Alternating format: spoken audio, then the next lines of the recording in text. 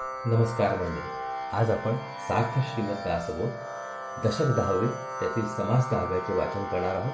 चला तर मग संकीर्तनाने सुरुवात करूया. जय जय राम कृष्ण हरी, जय जय राम कृष्ण हरी, जय जय राम कृष्ण हरी, जय जय राम कृष्ण हरी, जय जय राम कृष्ण हरी, जय जय राम कृष्ण हरी, जय जय राम कृष्ण हरी, जय जय राम कृष्ण हरी, जय जय राम हरी, जय जय राम कृष्ण हरी, जय जय राम कृष्ण हरी, जय जय राम कृष्ण, जय जय राम कृष्ण हरी. जय योगेश्वर श्री कृष्ण की जय. जय श्रीराम, जय श्रीराम, जय श्री, जय जय रघुवीर समर्थ. चला तर मग सुरुवात करूया. सार्थ श्रीमद दासबोध दशक 10वे समास 10वा चला चल विचार. या समासामध्ये देखील मागे येऊन गेलेला विषय पुन्हा सांगितला आहे, परंतु त्याचा एक नवीन पैलू श्री समर्थांनी आपल्या नजरेस आणलेला आढळतो.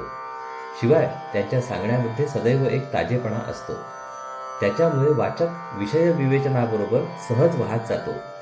पहिल्याने मूळ मायेची स्त्रीवाचक नावे सांगितली, पुढे ईश्वराची पुरुषवाचक नावे सांगितली आणि नंतर मूळ मायेची नपुंसक नावे सांगितली. इतकी नावे एकामागून एक भराभर सांगताना त्यांच्या भाषेचा प्रबळ ओघ स्पष्टपणे जाणवतो. तत्वज्ञान पुष्कळ वेळा केवळ एक शब्दांचे जाळे बनते. त्यामधील प्रधान प्रमेय नजरेआड होते. शब्दरूपी जंजाळाचे आवरण बाहेरून असले तरी आतील आत्मज्ञानाचे प्रमेय सुरक्षित असते. ते प्रमेय उघडे नागडे करून लोकांसमोर मांडण्याचे मोठे कार्य संत करतात. श्री समर्थांनी येथे हेच केलेले आढळते. त्यांच्या मते दृश्य हेच पाप आणि ब्रह्म हेच पुण्य होय. आत्मज्ञानाव्यतिरिक्त सगळा क्षीण आहे. काही साधनी माणसे बाह्यांगाने नाना प्रकारची बरी वाईट किळसवाणी सुद्धा साधने करतात. असे प्रकार करून खरे समाधान मिळत नाही. समाधान फक्त आत्मज्ञानी पुरुषालाच मिळते. आत्मज्ञान सर्वात श्रेष्ठ असून त्याचा अभ्यास करणारा पुरुष महापुण्यवान समजावा.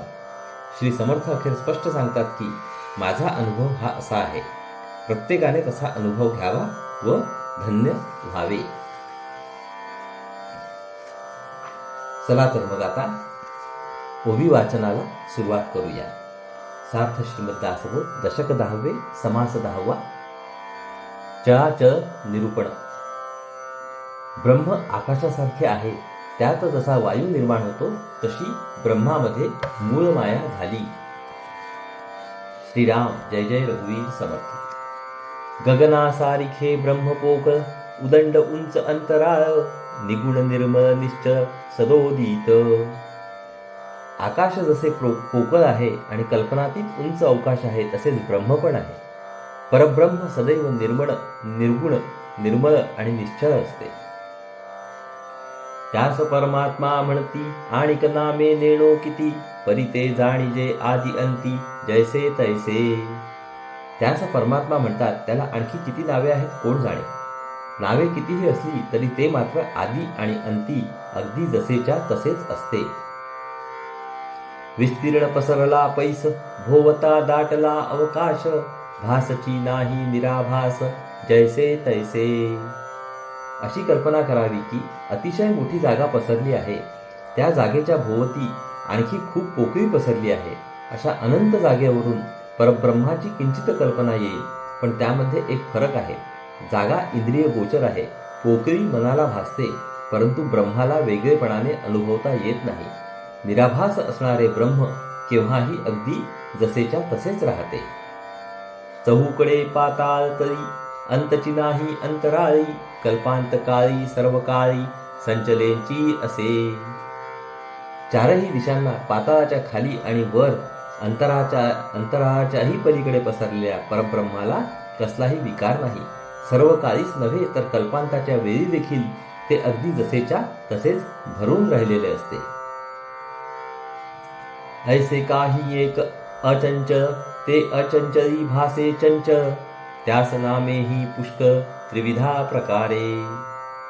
परब्रह्म अशी विलक्षण निश्चल वस्तू आहे. त्या निश्चल वस्तूमध्ये काही चंचल भासते. त्याला नावेही अनेक प्रकारची आहेत, पण त्यांचे 3 विभाग करता येतात. न दिसता नाव ठेवणे, न देखता खूण सांगणे, असो हे जाणाया कारणे नामाभिधाने. ते चंचल इंद्रियांना दिसत नाही तरी त्याला नावे दिलेली आहेत. ते न पाहता त्याची लक्षणे सांगितली आहेत.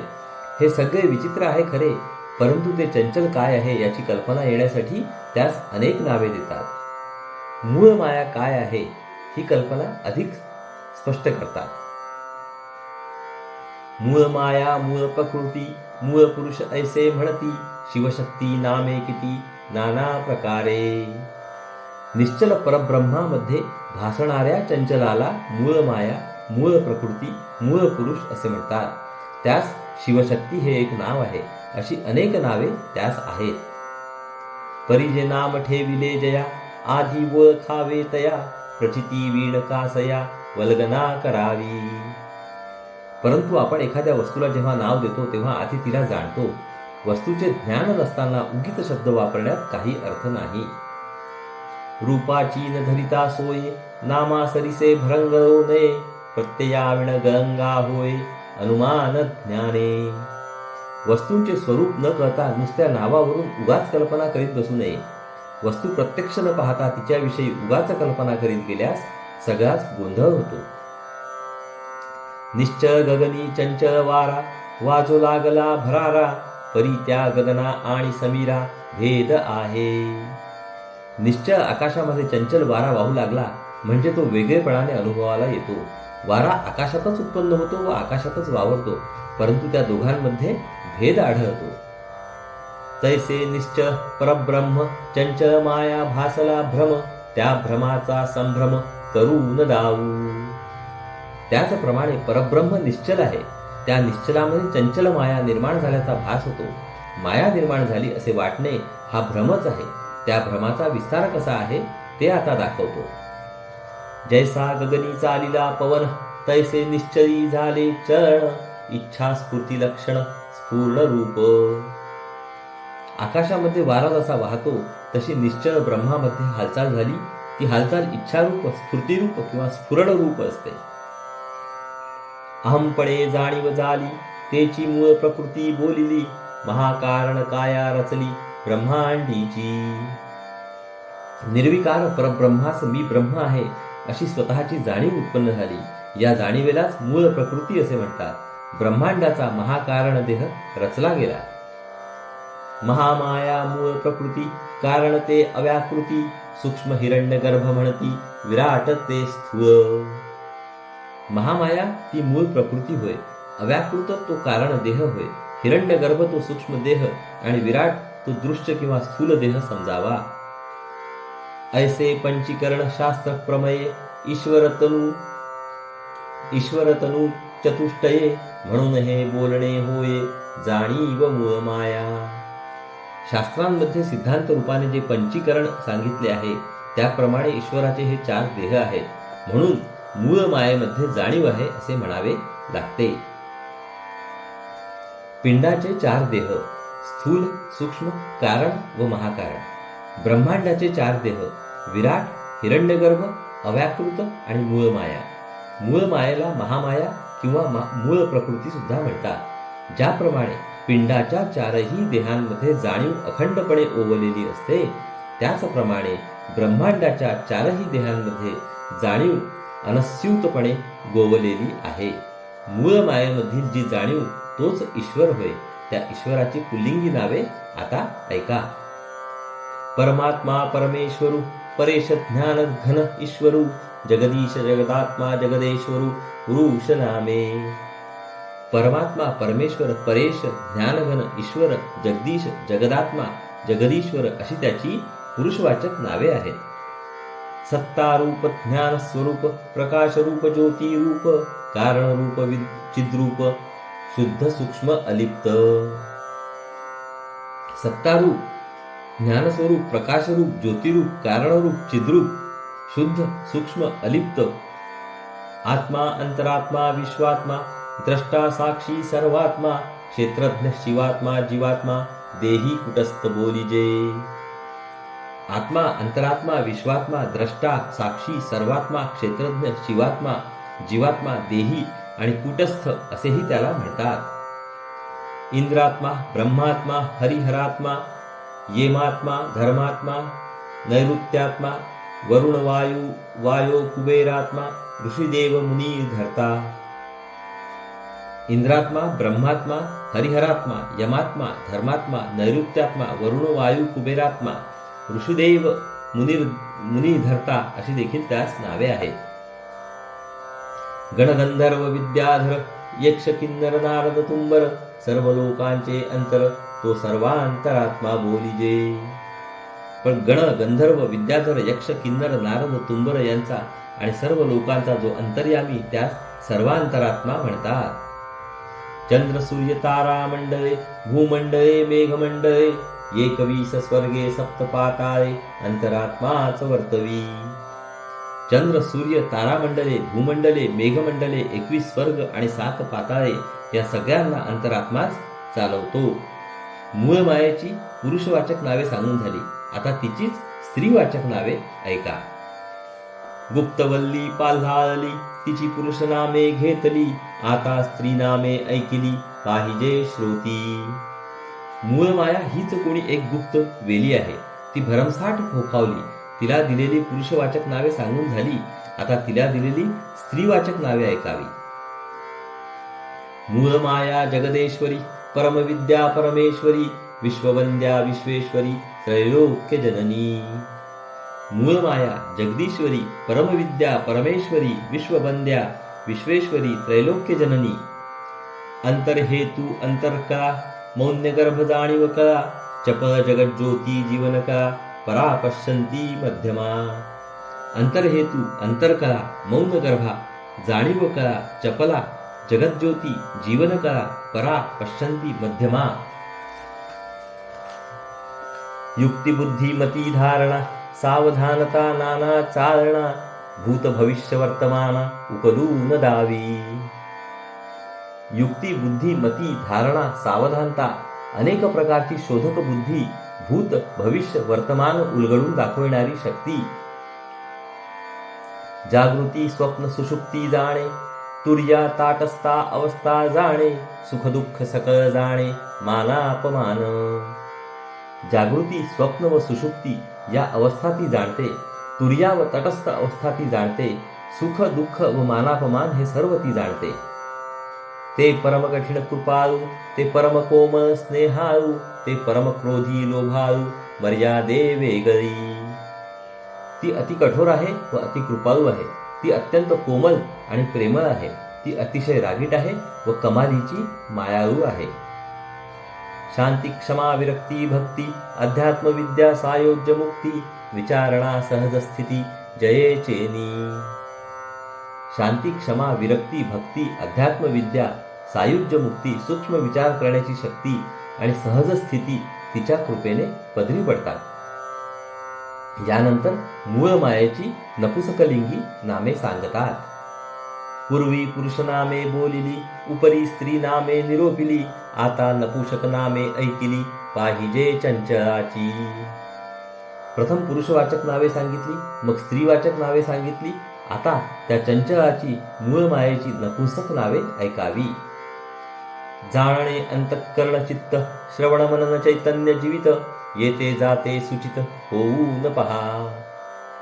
जाणणे अंतःकरण चित्त श्रवण मनन चैतन्य जीवित शरीरात येणारे व जाणारे सूक्ष्म हे नीट लक्ष देऊन पहावे. मी पण तू पण जाणपण ज्ञातेपण सर्वज्ञपण जीवपण शिवपण ईश्वरपण अलिप्तपण बोलिजे. मी पण तू पण जाणपण ज्ञातेपण सर्वज्ञपण जीवपण शिवपण ईश्वरपण अलिप्तपण अशी ही नपुंसक नावे सांगून झाली. नावे 3 प्रकारची सांगितली तरी मूळ माया ईश्वर महामाया सर्वांतरात्मा वगैरे सर्व एकरूपच आहेत. ऐसी नामे उदंड असती परिते एकची जगज्योती विचारवंत ते जाणती सर्वांतरात्मा.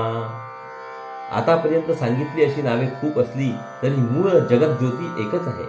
एका सर्वांतरात्म्याचीच ही सगळी नावे आहेत असे विचारवंत ओळखून असतात. आत्मा जगज्योती सर्वज्ञपण तिनी मिळून एकची जाण अंतःकरणची प्रमाण ज्ञेप्ती मात्र. आत्मा जगज्योती आणि सर्वज्ञपण आत्मा पुल्लिंगी जगज्योती स्त्रीलिंगी आणि सर्वज्ञपण नपुसकलिंगी हे तिन्ही मिळून अखेर एकच आहेत. शुद्ध जाणीव स्वरूप अंतःकरण हा याचा प्रत्यक्ष पुरावा आहे. ढीग झाले पदार्थाचे, पुरुष स्त्री नपुंसक नामांचे, परंतु सृष्टी रचनेचे किती म्हणून सांगावे. पुरुषवाचक, स्त्रीवाचक आणि नपुंसकवाचक नावे असणाऱ्या अक्षरशः अगणित वस्तू आहेत. त्यांच्या राशीच्या राशी आहेत. या विश्वामध्ये अशा वस्तूंचे अनेक प्रकार आहेत. ते सगळे सांगणे शक्य नाही. सकळ चालिता एक, अंतरात्मा वर्तवी अनेक, मुंगीपासून ब्रह्मादिक तेणेंची चालती. एक अंतरात्मा सर्वांना चालवतो. तोच नाना प्रकारची हालचाल घडवून आणतो. मुंगीपासून ब्रह्मदेवापर्यंत सर्व जीव अंतरात्म्याच्या सत्तेनेच काम करतात.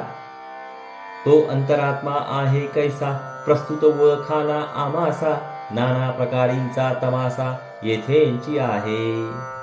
तो अंतरात्मा कसा आहे याची आताच थोडीशी ओळख करून घ्यावी. त्याच्या सत्तेमध्ये नाना प्रकारची मौज आढळते.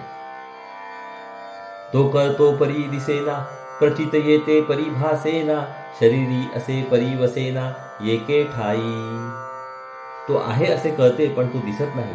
त्याच्या अस्तित्वाचा अनुभव येतो पण तो वेगळेपणाने भासत नाही. तो शरीरात असतो पण तो एकाच ठिकाणी राहत नाही. तीक्ष्णपणे गगनी भरे, सरोवर देखताच पसरे, पदार्थ लक्षून उरे चहूकडे. एखाद्या वेळी तो झटदिशी आकाशभर संचरतो तर एखाद्या वेळी मोठे सरोवर पाहून तो सरोवरभर पसरतो. अशा रीतीने तो सर्व पदार्थ पाहून पुन्हा चहूकडे उरतो. वेदांतामधील ज्ञानमीमांसा असे सांगते की द्रष्ट्यापुढे जेव्हा एखादे दृश्य येते तेव्हा द्रष्टा त्या दृश्या एवढा बनतो, परत येतो आणि मग त्यास ज्ञान होते. त्याचा अनुवाद श्री समर्थ आता येथे करतात. जैसा पदार्थ दृष्टीस दिसतो, तो त्या सारिखाच होतो, वायोहुनी विशेषतो चंचल विषयी. जो पदार्थ दृष्टीस पडतो त्याच्या एवढा तो बनतो, त्याचे रूप घेतो. असे अनेक पदार्थ त्याच्या दृष्टीस पडतात. प्रत्येक पदार्थासारखा तो बनतो. म्हणून चंचलपणाच्या बाबतीत तो वायूलाही मागे टाकतो. कित्येक दृष्टीने देखे, किती एक रसनेने चाखे, किती एक ते ओळखे मने करुनी. दृष्टीने कितीतरी तो पाहतो, जिभेने कितीतरी तो चाखतो, मनाच्या मदतीने कितीतरी तो ओळखतो. श्रोती बैसोन शब्द ऐकतो, घ्राणेंद्रिये वास घेतो, त्वचे इंद्रिये जाणतो शीतोष्णादिक. कानात शिरून तो शब्द ऐकतो, नाकाने वास घेतो, त्वचेने थंड व गरम वगैरे जाणतो. ऐशा जाणे अंतर्का, सकाळमध्ये परी निराळा, पाहता त्याची अगाध लीला तोची जाणे. सर्वांच्या अंतर्यामी राहून वागण्याची त्याची करामत अशी आहे. सर्वांमध्ये असून पुन्हा तो सर्वांहून निराळा आहे. त्याची लीला खरोखर अगाध आहे. त्याची लीला तोच जाणे. तो पुरुष ना सुंदरी, बाळ तारुण्य ना कुमारी, नपुंसकाचा देहधारी परी नपुंसक नव्हे. तो पुरुष नाही, तो स्त्री नाही, तो बाळ नाही, तरुण नाही किंवा कुमारी नाही. नपुंसक माणसाच्या देहात राहून देखील तो नपुंसक नाही. तो चालवी सकळ देहासी, करुण अकर्ता म्हणती त्यासी, तो क्षेत्रज्ञ क्षेत्रवासी देही कुटस्थ बोलिजे. तो सर्व देहांना चालवतो पण असे चालवून देखील तो सर्व करून अकर्ता आहे असे त्याचे वर्णन करतात. देहात राहत असता त्याला क्षेत्रज्ञ, क्षेत्रवासी किंवा कुटस्थ असे म्हणतात. आता येथे एक श्लोक आलेला आहे, त्याचा अर्थ जाणून घेऊया. द्वाविमौ पुरुषौ लोके क्षरश्च अक्षर एवच, क्षराः सर्वाणि भूतानि कूटस्थोक्षर उच्यते. याचा अर्थ आहे या लोकात हे दोनच पुरुष आहेत, त्यांना क्षर आणि अक्षर असे म्हणतात. सर्व भूते म्हणजे क्षरपुरुष तर कूटस्थ म्हणजे अक्षरपुरुष होय. दोन्ही पुरुष लोकी असती, क्षराक्षर बोलिजेती, सर्व भूते क्षर म्हणती, अक्षर कूटस्थ बोलिजे. या विश्वामध्ये दोन पुरुष आहेत, त्यांना क्षर व अक्षर म्हणतात. सर्व भूतांना क्षर म्हणतात तर कूटस्थाला अक्षर असे म्हणतात. उत्तम पुरुष तो आणिक, निप्रपंच निकंक, निरंजन परमात्मा एक निर्विकारी. या दोन्हीहून निराळा असा एक उत्तम पुरुष आहे. तो अगदी प्रपंचरहित, कलंकरहित, मनरहित आणि विकाररहित असा परमात्मा होय. आता साधकाने तत्वज्ञानाच्या या जंजाळातून काय घ्यावे ते श्री समर्थ सांगतात. चारी देह निरसावे, साधके देहातीत भावे, देहातीत होता जाणावे अनन्य भक्त. साधकाने चारही देहांचे निरसन करावे, त्याने देहांच्या पलीकडे जावे. देहांच्या पलीकडे गेला की साधक अनन्य भक्त होतो. चारही देहांचे निरसन झाले म्हणजे मग त्या ठिकाणी अंतरात्मा म्हणजेच आत राहणारा आत्मा उरत नाही. विकाररहित स्वरूपामध्ये विकाराला मुळी जागाच नाही. निश्चळ परब्रह्म एक, चंचल जाणावे माईक, ऐसा प्रत्यय निश्चयात्मक विवेके पहावा. परब्रह्म तेवढे एक निश्चल आहे, बदलणारे जेवढे आहे ते सारे मायामय आहे असे ओळखावे. अत्यंत खोल विचार करून याचा निश्चयात्मक अनुभव घ्यावा.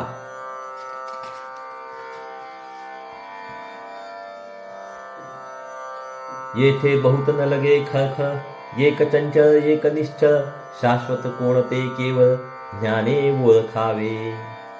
या बाबतीत उगीच फार खटखट करण्याची जरूर नाही. दोन गोष्टी आहेत, एक निश्चल आणि एक चंचल. यापैकी शाश्वत कोणते आहे ते ज्ञानाने केवळ सूक्ष्म विवेकाने ओळखून काढावे. असार त्यागुण घेईजे सार, म्हणून सारा सार विचार, नित्यानित्य निरंतर पाहती ज्ञानी. असार टाकून देऊन सार घेण्यासाठी तर सारासार विचार हवा. शाश्वत काय आणि अशाश्वत काय याचा विचार ज्ञानी माणसे निरंतर करीत असतात. जेथे ज्ञानची होते विज्ञान, जेथे मनाचे होते उन्मन, तेथे कैचे चंचलपण आत्मयासी.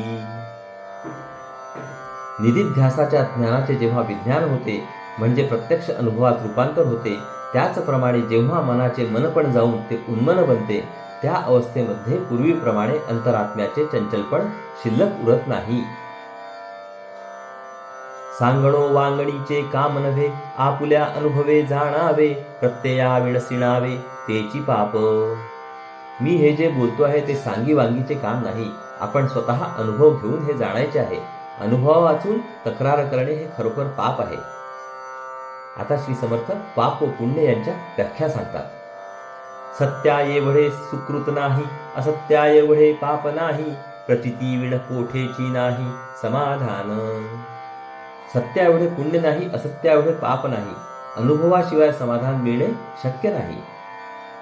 सत्य म्हणजे स्वरूप जाण, असत्य माया हे प्रमाण, येथे निरोपिले पाप पुण्य रूपे सहित. सत्य म्हणजे आत्मस्वरूप होय, असत्य म्हणजे माया होय हे अनुभव सिद्ध आहे. पाप व पुण्य यांची लक्षणे ही अशी आहेत. दृश्य पाप ओसरले, पुण्य परब्रह्म उरले, अनन्य होताच झाले नामातीत. मायामय दृश्य हे पाप ओसरले म्हणजे मग परब्रह्म स्वरूप हे पुण्य तेवढे शिल्लक उरते. त्याच्याशी तदाकार झाले की नावाच्या पलीकडे जाता येते. आपण वस्तू स्वतः सिद्ध, तेथे नाही देह संबंध, पापरासी होती दग्ध येणे प्रकारे. स्वतः सिद्ध परमात्म वस्तू आपणच आहोत असा प्रत्यक्ष अनुभव येतो. तेथे देहाचा व दृश्याचा मुळीच संबंध नाही. अशा रीतीने पापराशी जळून जातात. ये रवी ब्रह्मज्ञाने विण, जे जे साधन तो तो सीण, नाना दोषांचे क्षाळण होईल कैसे. खरे म्हणजे ब्रह्मज्ञानाची अनुभूती असल्याशिवाय जे जे साधन करावे तो फुकट क्षीण मात्र होतो. ब्रह्मज्ञाना वाचून अनेक प्रकारच्या पापदोषांचे निराकरण होत नाही. पापाचे वळले शरीर, पापची घडे तदनंतर, अंतरी रोग वरीवरी उपचार काय करी. हा देह मुळात पापापासून बनवलेला आहे. तो बनल्यानंतर त्याच्याकडून पापच घडत जाते. रोग अंगामध्ये मुरल्यावर वरवरचा उपचार उपयोगी पडत नाही. दृश्य हेच पाप आहे. त्या दृश्याचा पंचभूतांचा देह बनला. तो दृश्यातून सुख घेण्यासाठीच वापरला म्हणून तो पाप आचरित राहिला. अशा रीतीने खोल गेलेली देहबुद्धी वरवरचे उपचार करून नाहीशी होत नाही. वरवरचे उपचार कसे व्यर्थ आहेत आता ते श्री समर्थ सांगतात. नाना क्षेत्री हे मुंडिले, नाना तीर्थी हे दंडिले, नाना निग्रही खंडिले ठाई ठाई. अनेक क्षेत्रात जाऊन देहाचे मुंडन केले, अनेक तीर्थात जाऊन देहाला कष्ट दिले, अनेक प्रकारचे निग्रह करून देहाला ठिकठिकाणी तोडले.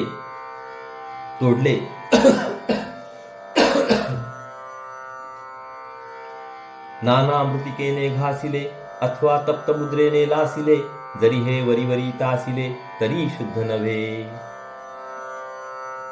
किंवा निरनिराळ्या मातींनी देहाला घासला, तापलेल्या मुद्रांनी देहाला डाग दिले किंवा देहाला वरून तासून घेतले तरी तो काही केल्या शुद्ध होत नाही. माफ करा.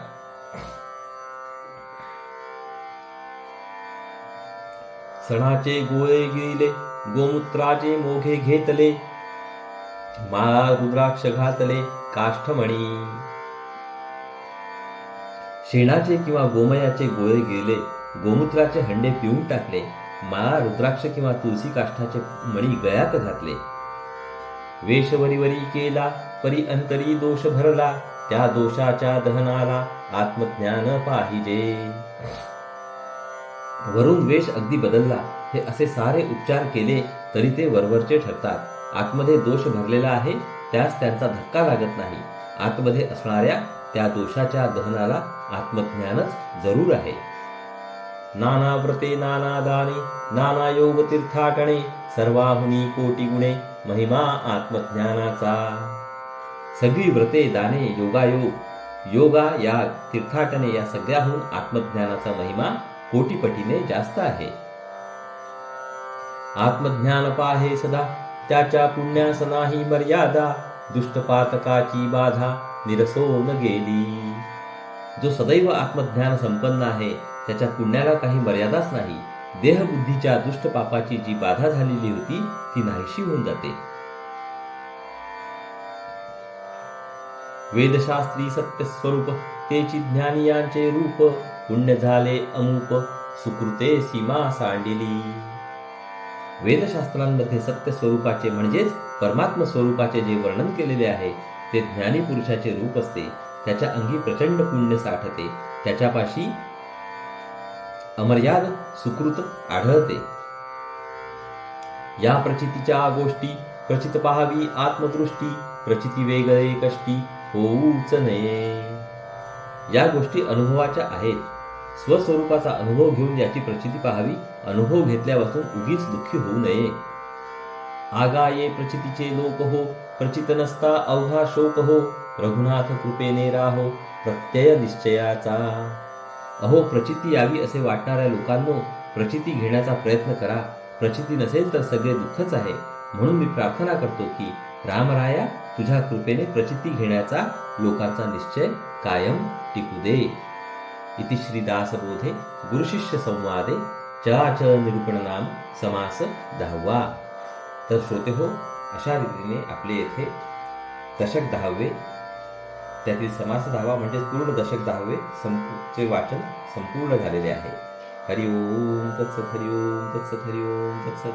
हरे कृष्ण कृष्ण कृष्ण हरे हरे, हरे राम राम राम हरे हरे, हरे कृष्ण कृष्ण कृष्ण हरे हरे, हरे राम राम राम हरे हरे, हरे कृष्ण कृष्ण कृष्ण हरे हरे, हरे राम राम राम हरे हरे, हरे कृष्ण कृष्ण कृष्ण हरे हरे, हरे राम राम राम हरे हरे, हरे कृष्ण कृष्ण कृष्ण हरे हरे, हरे राम राम राम हरे, हरे कृष्ण कृष्ण कृष्ण हरे हरे, हरे राम राम राम हरे हरे, हरे कृष्ण कृष्ण कृष्ण हरे हरे, हरे राम राम हरे हरे. जय योगेश्वर श्रीकृष्ण की जय हो. जय श्रीराम, जय श्रीराम, जय श्रीराम. जय जय रघुवीर समर्थ. चला तर मंडळी, पुढील भागात परत भेटू. नमस्कार. हरिओम हरिओम हरिओम हरिओम.